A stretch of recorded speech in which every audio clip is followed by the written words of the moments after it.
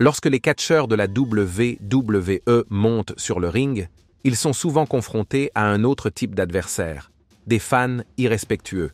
Mais que se passe-t-il lorsque ces superstars plus grandes que nature décident qu'elles en ont assez? Qu'il s'agisse de confrontations sérieuses ou de moments de chute de micro qui ont laissé la foule en état de choc, les catcheurs de la WWE ont transformé des chahuteurs en vedettes.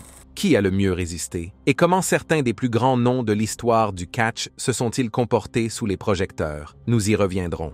Le chant « What », introduit par Stone Cold, a peut-être commencé comme un moyen amusant pour les fans d'interagir, mais il est rapidement devenu un cauchemar pour les catcheurs qui essayaient de faire des promos sérieuses.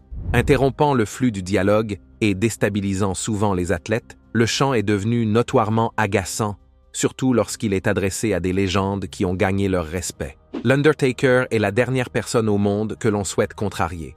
Connu pour sa présence imposante et son aura intimidante, le Deadman n'a jamais été le genre de catcheur à tolérer le manque de respect, que vous ayez ou non payé un billet pour le voir.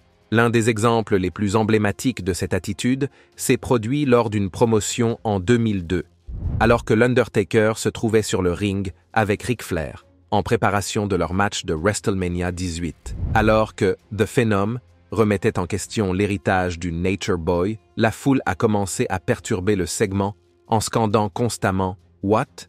Dans un premier temps, Taker a continué sa promotion. Mais lorsque les chants ont refusé de se calmer, il s'est arrêté, a tourné son attention vers la foule et a prononcé cette phrase inoubliable. « Dites quoi si vous aimez coucher avec votre propre sœur, ouch !» Le retour a fonctionné comme par magie, faisant taire les chants immédiatement. La tension dans l'arène a changé, des rires et des acclamations ont éclaté, et l'Undertaker a pris le contrôle du moment. C'est un exemple parfait de sa capacité à contrôler la foule, en s'assurant que le segment reste sur la bonne voie, tout en préservant l'intensité de son personnage. En faisant taire la foule d'une manière aussi sauvage, The Deadman a renforcé sa réputation de personnage le plus intimidant de la WWE. Ce sont des moments comme celui-ci qui expliquent pourquoi ses promos, tout comme ses matchs, étaient légendaires. En ce qui concerne la création des chants « What » par Austin, The American Badass a fait un autre retour brutal aux commentaires d'un fan environ 2 mois plus tard, alors qu'il luttait contre The Rattlesnake. Le match de Backlash 2002 entre Taker et Stone Cold était d'une importance capitale.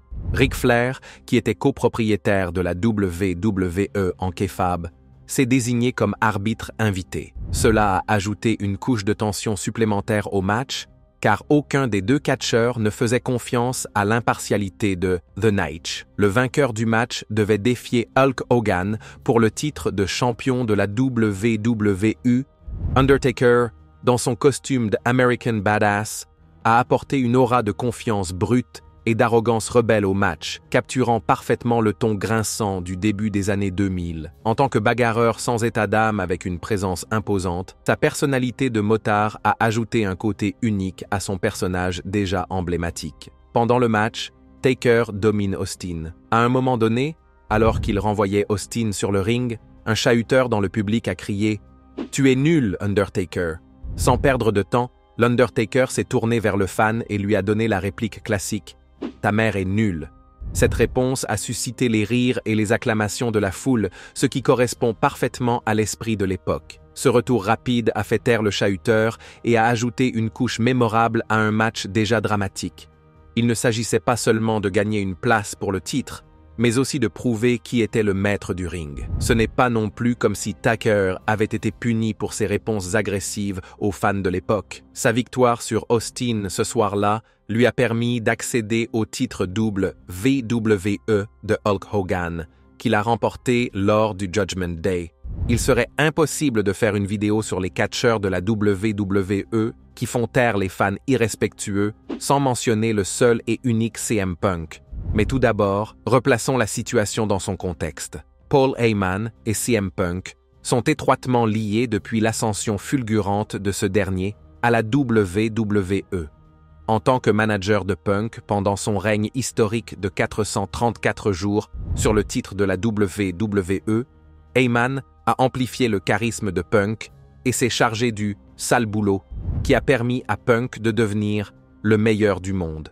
Leur alchimie était indéniable et ils ont dominé la WWE. Cependant, le lien a commencé à se briser en 2013. Lorsque Punk a perdu le titre au profit de The Rock lors du Rumble, des fissures sont apparues dans leur alliance. À Money in the Bank, ces fissures se sont ouvertes en grand lorsque Heyman a trahi de manière choquante The Second City Saint, en lui écrasant une échelle et en lui faisant perdre le match. Enraciné dans l'insécurité de Heyman et sa peur de perdre le contrôle, la trahison s'est transformée en l'une des querelles les plus personnelles de la WWE, Brock Lesnar devenant l'homme de main d'Heyman. Avance rapide jusqu'à l'épisode de Raw du 19 août 2013, un soir après la défaite brutale de Punk à SummerSlam face à Lesnar dans un match baptisé The Best vs. The Beast. Punk, battu et meurtri, s'est tenu sur le ring et a livré une promotion enflammée qui dégoulinait de frustration et de détermination. Malgré son épuisement physique et émotionnel, Punk a refusé de reculer, jurant de se venger d'Heyman. Ses paroles, remplies d'émotions brutes, ont captivé la foule californienne. La promotion a pris une tournure surprenante lorsqu'un chahuteur bruyant a interrompu le discours de Punk. Déjà poussé à bout, Punk a craqué, se tournant vers le fan et le défiant directement. « Si tu as des couilles, je te défie, gros lard, de te lever, d'être un homme et de combattre CM Punk. » La foule a éclaté de joie et de rire, complètement absorbé par ce moment non scénarisé. Le chahuteur est resté assis, mais la vivacité d'esprit et l'audace de Punk ont fait taire la distraction et recentrer l'énergie dans l'arène. Cette confrontation s'inscrit parfaitement dans l'intrigue en cours de Punk. La trahison d'Heyman l'a laissé se battre seul contre un nombre impressionnant d'adversaires, faisant de lui l'outsider par excellence. En s'adressant à un fan irrespectueux, il a renforcé son image de personne qui ne recule devant rien, quel que soit l'adversaire. C'était un rappel de la raison pour laquelle les promos de Punk semblaient si authentiques. Il a toujours brouillé les pistes, transformant des moments non scénarisés en moments forts inoubliables. Quand je dis inoubliables, c'est au sens propre. Après le départ de CM Punk de la WWE au début de l'année 2014, les fans scandaient fréquemment son nom lors des événements en direct, en particulier dans sa ville natale de Chicago.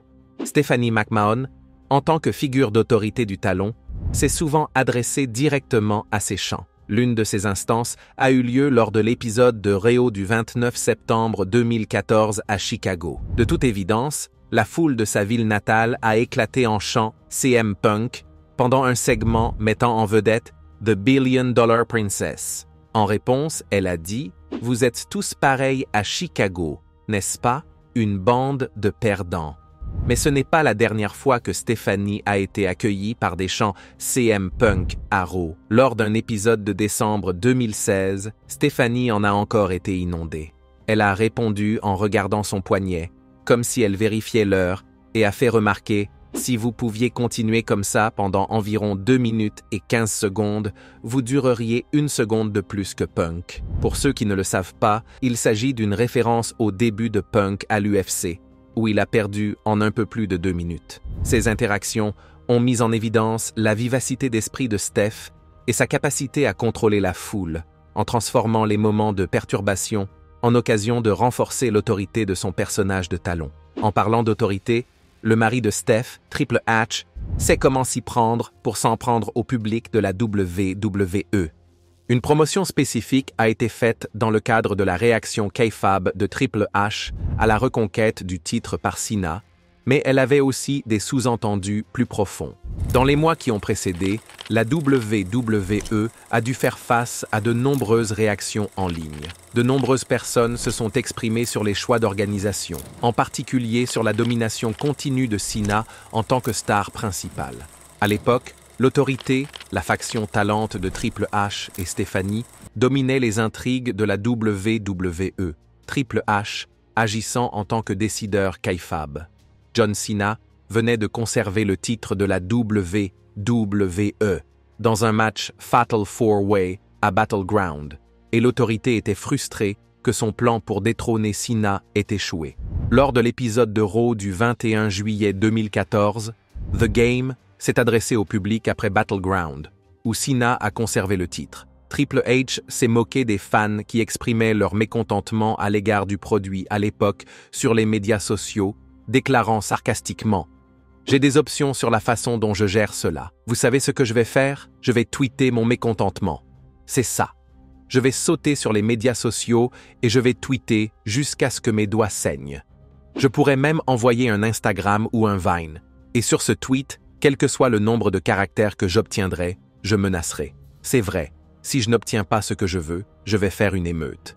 Et si ça ne marche pas, alors par Dieu, moi et mon ami Marc, nous allons arrêter de regarder. Pour ceux qui ne le savent pas, Marc est un terme d'initié utilisé pour décrire un fan qui croit ou s'investit fortement dans la nature scénarisée du catch professionnel. L'utilisation du nom Marc par Triple H était un double sens, faisant à la fois référence à un fan générique et utilisant le terme d'initié pour se moquer de lui. Ce n'est pas pour rien qu'on l'appelle The Cerebral Assassin. Cette promotion était unique parce qu'elle brisait le quatrième mur à une époque où la WWE le faisait rarement. Il a reconnu et s'est moqué de la partie des fans qui critiquent constamment les décisions créatives de la WWE sur Internet.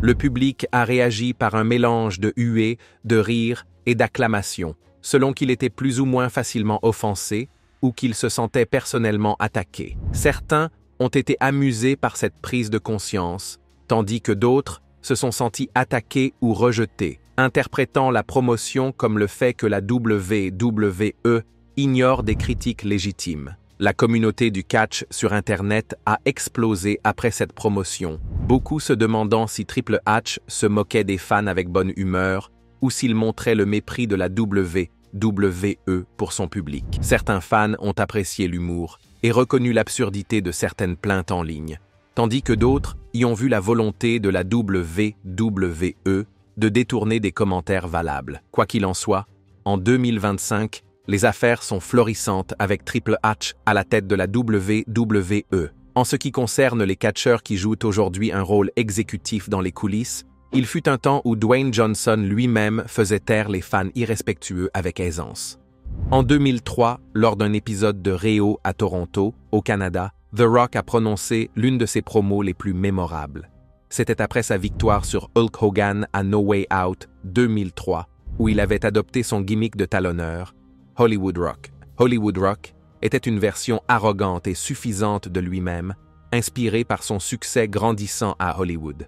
Il n'était plus le People's Champion que les fans avaient adoré pendant des années. Au lieu de cela, Hollywood Rock était égocentrique, méprisait les fans et les insultait souvent pour se faire remarquer. Toronto était l'endroit idéal pour cela, car The Rock avait des comptes à régler avec le public de la ville depuis WrestleMania 46 cm 2002, où il s'était fait huer pendant son match contre Hulk Hogan, alors qu'il était le gentil dans l'histoire. The Rock a rappelé à la foule comment elle s'était retournée contre lui lors de son match emblématique avec Hogan, en disant « Vous avez hué The Rock hors du bâtiment, mais vous avez acclamé Hulk Hogan parce qu'il est canadien maintenant ou quelque chose comme ça. Laissez-moi vous dire quelque chose, Toronto. Hulk Hogan n'est pas un héros canadien. Rocky a fait référence de manière sarcastique à des légendes canadiennes comme Bret Hart, jouant sur l'idée que les Canadiens encouragent les leurs quoi qu'il arrive. Il a plaisanté.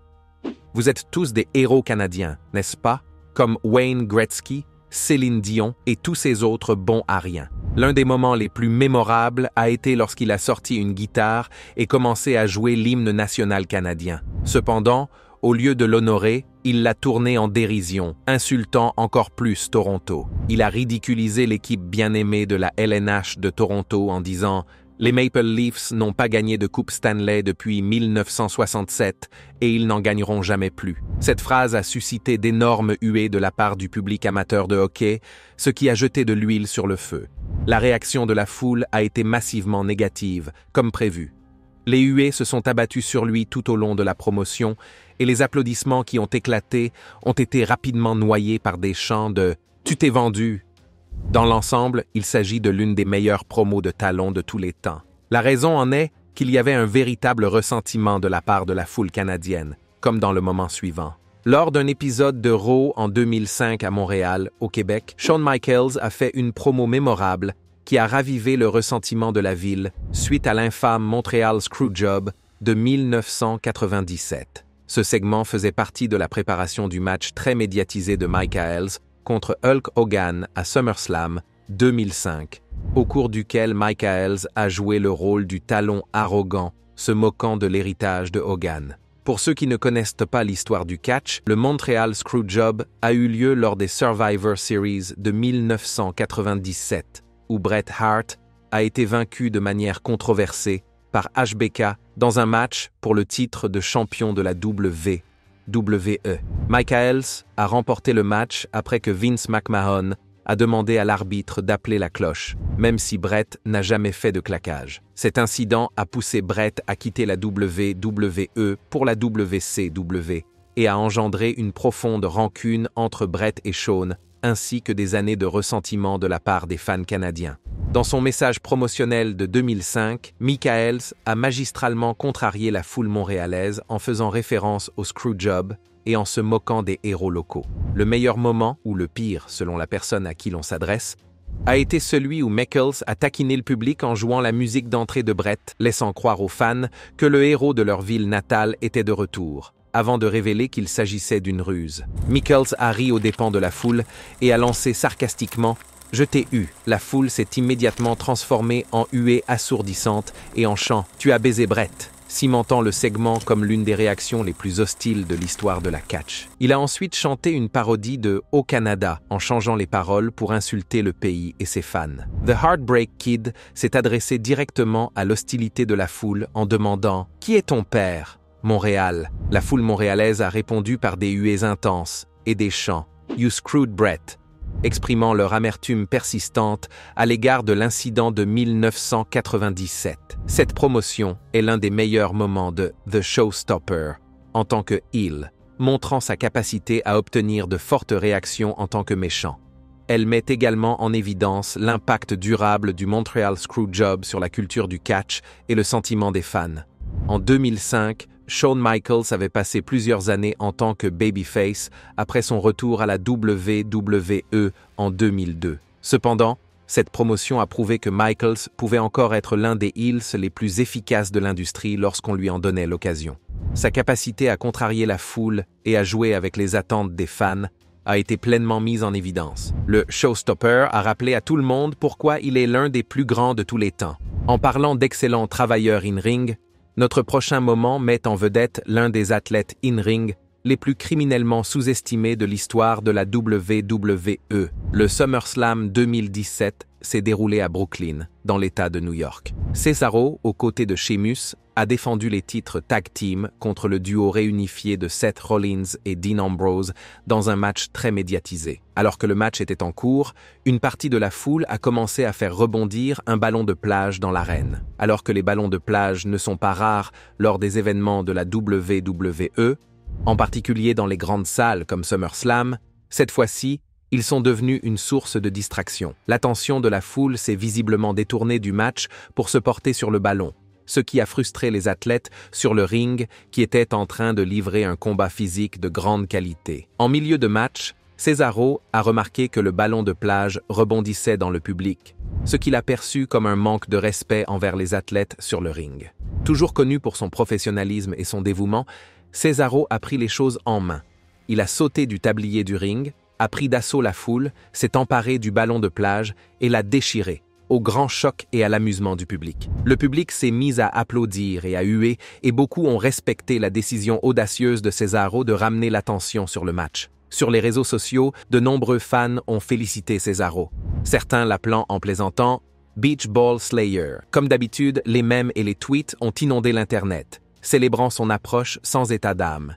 Si certains ont défendu le droit des fans à s'amuser, d'autres se sont rangés du côté de Cesaro, arguant que les ballons de plage nuisaient au travail acharné des athlètes et manquaient de respect à l'art de la catch. Plus tard, Cesaro a révélé dans des interviews que la direction de la WWE soutenait ces actions. Par la suite, la WWE a commencé à réprimer les ballons de plage lors des événements. La sécurité est devenue plus stricte en les confisquant à l'entrée, et des annonces publiques ont été faites pour décourager leur utilisation. C'est bien qu'il ait défendu ses convictions. Ne croyez pas que seuls les catcheurs masculins de la WWE ont fait taire les fans irrespectueux. Les dames connaissent une chose ou deux en matière de remarques spirituelles. Un exemple s'est produit en décembre 2019 lors d'un épisode de NXT mettant en vedette Io Sky qui, à l'apogée de son heel run en tant que Genius of the Sky, affrontait Santana Garrett dans un match en simple. À cette époque, Sky avait pleinement embrassé son personnage de heel, passant de la bien-aimée underdog babyface à un personnage plus sombre et plus audacieux. Son virage talon a impliqué une nouvelle confiance en elle, qu'elle a souvent affichée dans ses promos, sa psychologie sur le ring et son travail sur le personnage. Sa réaction naturelle face aux fans a donc eu encore plus d'impact, car elle correspondait à sa personnalité audacieuse et sans concession. Alors que le public de NXT est souvent connu pour sa loyauté et son respect envers les athlètes, ce fan représentait une minorité qui a dépassé les bornes. Les événements de catch ont malheureusement l'habitude d'attirer des fans occasionnels qui profitent de l'occasion pour faire des commentaires ignorants ou inappropriés, et ce moment est un exemple flagrant de ce comportement. Alors que le match était sur le point de commencer, un fan dans le public a crié une remarque raciste, lui disant de « retourner en Chine ». Ce commentaire était non seulement ignorant, mais aussi extrêmement irrespectueux, car Io est japonaise. Au lieu d'ignorer la remarque, elle s'est immédiatement tournée vers le fan et a répliqué avec une réponse désormais iconique « Je suis japonaise, salope ». Le public présent a réagi par un mélange de halètements choqués et d'acclamations bruyantes, applaudissant le refus de Shirai de tolérer le racisme. Ce moment non scénarisé est devenu un exemple déterminant de la manière dont on peut mettre fin à un comportement irrespectueux d'une manière puissante et mémorable. La réponse d'Io a démontré une tolérance zéro pour le racisme, montrant que de telles remarques ne seraient pas ignorées ou balayées d'un revers de main. La réponse a été accueillie par des applaudissements du public et a suscité beaucoup d'attention en ligne. Les fans se sont rendus sur les réseaux sociaux pour féliciter Io pour sa vivacité d'esprit et son sang-froid, beaucoup estimant qu'il s'agissait de l'un des clapbacks les plus audacieux de l'histoire de la WWE. Io est arrivée à NXT comme l'une des catcheuses les plus décorées au monde, ayant dominé Stardom, une prestigieuse promotion de catch japonaise. Sa réponse aux fans a non seulement mis fin à l'insulte, mais elle a également rappelé indirectement à tout le monde la fierté qu'elle tire de son héritage et le chemin qu'elle a parcouru pour arriver à la WWE. Lorsqu'elle est revenue sur l'incident, Io a souligné l'importance de ne pas juger les gens en fonction de leur race. Sa partenaire de tag team, Dakota Kai, s'est également souvenue de l'événement, notant que le fan avait manqué de respect et a félicité Io pour l'avoir remise à sa place. Dakota a également déclaré que la réaction d'Io était à la fois sincère et reflétait sa personnalité. Quelqu'un qui ne tolère pas le manque de respect, mais qui se comporte toujours avec dignité. De nombreuses personnes au sein de la WWE, y compris la direction, ont soutenu sa réaction. Io a gagné encore plus de respect de la part des fans après ce moment.